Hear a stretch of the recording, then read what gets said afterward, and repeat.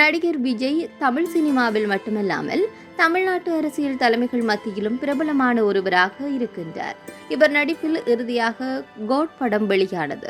தற்போது தன்னுடைய 69வது படத்தில் நடித்து வருகின்றார் என்பதும் குறிப்பிடத்தக்கது. இந்த படத்துடன் சினிமா துறையில் இருந்து விலகி முழு நேரமாக தான் ஒரு அரசியல்வாதியாக பயணிக்க போவதாக கூட அறிவித்திருக்கின்றார். கடந்த 2 வருடங்களாகவே அரசியல் சார்ந்த களப்பணிகளில் விஜய் ஈடுபட்டு வருகின்றமையும் குறிப்பிடத்தக்கது. அதிலும் மாணவர்களின் கல்வியை ஊக்குவிப்பதற்கான நடவடிக்கைகள், வெள்ளத்தால் பாதிக்கப்பட்ட மக்களுக்கு நேரடியாகவே சென்று உதவுவது என பல்வேறுபட்ட மக்கள் சார்ந்த பணியினையும் நடிகர் விஜய் நேரடியாகவே செய்திருந்தார் என்பது குறிப்பிடத்தக்கது. இதைத் தொடர்ந்து இந்த ஆண்டு ஆரம்பத்தில் தமிழக வெற்றிக் கழகம் என்ற கட்சியை அதிகாரப்பூர்வமாக ஆரம்பித்து அது தொடர்பிலான அறிக்கையும் வெளியிட்டிருக்கின்றார்.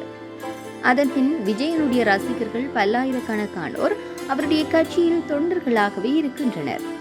இந்த நிலையில் நடிகர் விஜய் மக்களை விட நடிகைகளுக்கு தான் முக்கியத்துவம் கொடுக்கிறார் என்று பிரபலம் ஒருவர் பேட்டி கொடுத்திருக்கின்றார். தற்போது அவர் கொடுத்த பேட்டி இணையதளத்திலும் வைரலாகி வருகின்றது.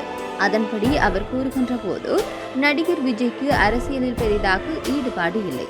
அவர் 1 அல்லது 2 கூட்டங்களை தான் நடத்தியிருக்கின்றார். அதனால் தான் நடிகைகளுக்கு பின்னால் செல்கின்றார்.